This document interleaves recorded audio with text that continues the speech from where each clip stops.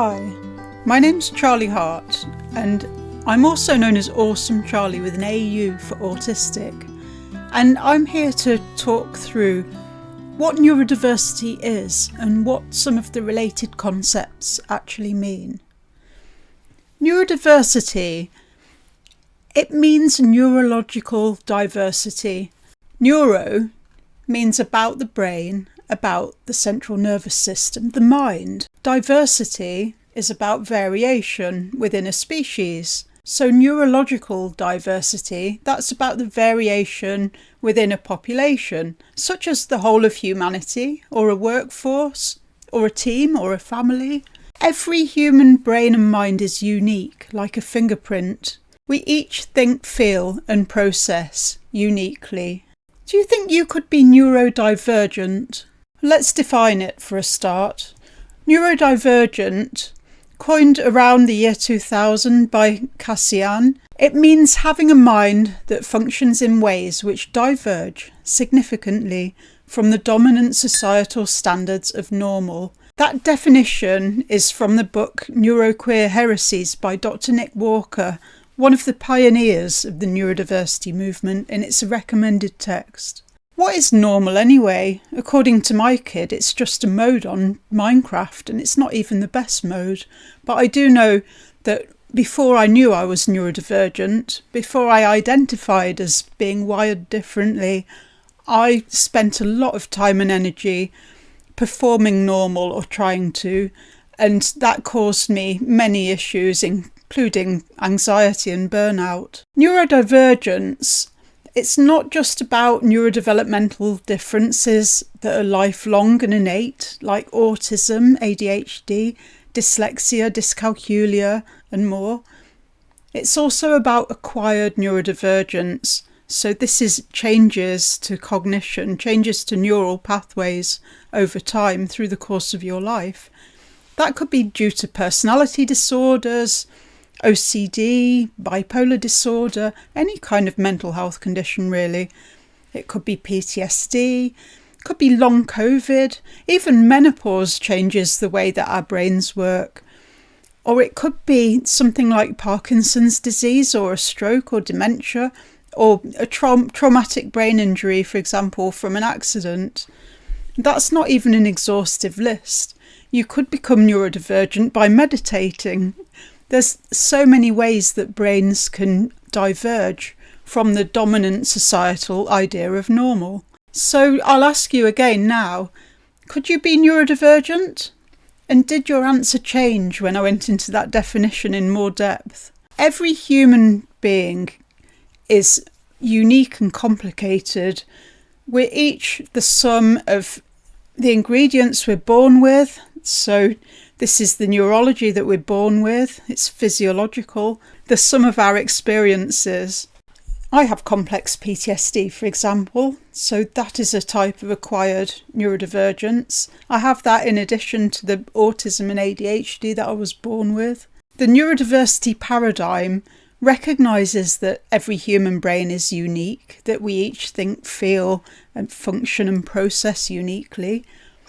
It also says that, like biodiversity in an ecosystem, neurodiversity is advantageous in a human population.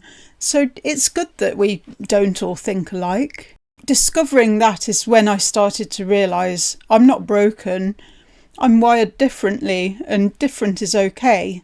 And I became part of the neurodiversity movement, which is a social justice movement, and we aim to promote acceptance, understanding and equal participation across society for people whose brains are wired outside of the dominant societal idea of normal.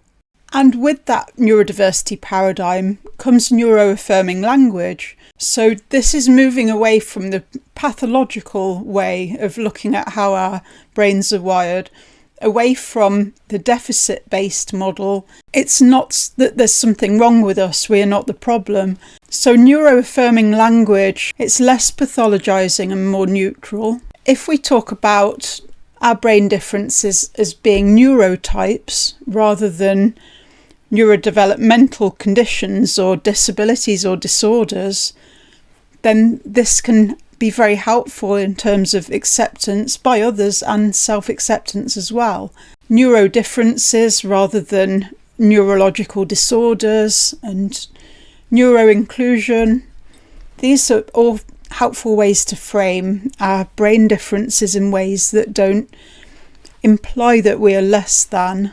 And we can apply this to distinct neurotypes as well. So if we look at, for example, the diagnostic dyad of autism spectrum disorder, so to become medically diagnosed with autism spectrum disorder, what they're looking at is a range of social communication and interaction deficits, and also at least 2 out of 4 of these restricted and repetitive patterns. Deficits. No, these are differences. What's the problem with routines and sameness? Although we may be hyper or hypo-reactive to sensory inputs, that can also bring great joy. And fixated, restricted interests, when we're not looking at that through a pathological lens, this is about deep focus and expertise. And why pathologise it?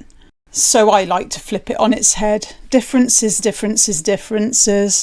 When we look at this in terms of the workplace, you can see that if somebody is neurodivergent, that means that they are likely to excel in some areas and have particular strengths.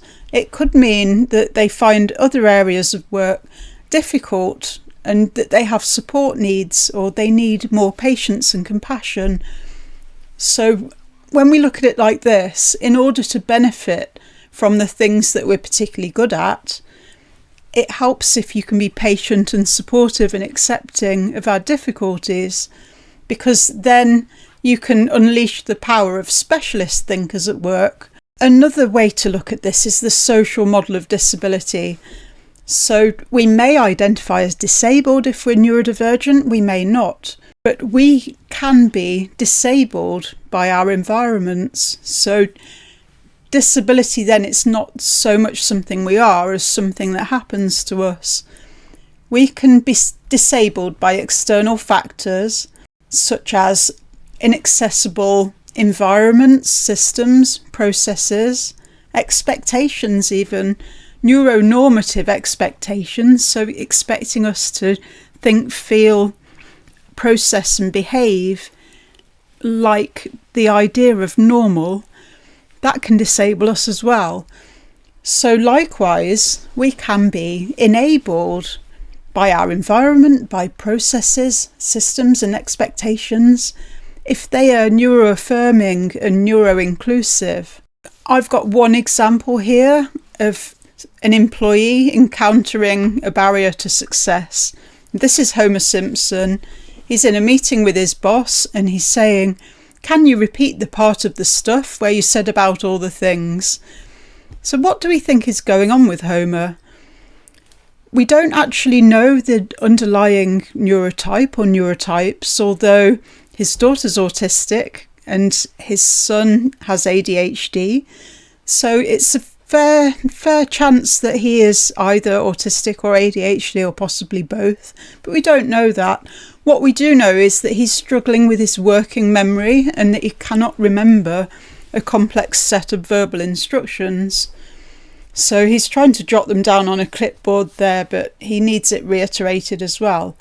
He's facing a barrier to inclusion, and that's one that we could address, therefore enabling him and helping him to thrive in his role.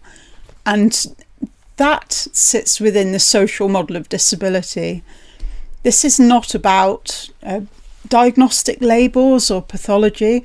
This is about finding out where people have support needs and they find a particular thing difficult, and then making changes which can enable them. So this here, it could be an AI transcript or a note taker. It could be jotting down the actions as you go along. It could be expressing it in an email rather than verbally. There's many ways that we can tackle this problem, but Homer is not the problem. The problem is the barrier to inclusion and success here. When a flower doesn't bloom, you fix the environment in which it grows, not the flower. And that's a quote from Alexander Den Heyer, who is another neurodiversity advocate.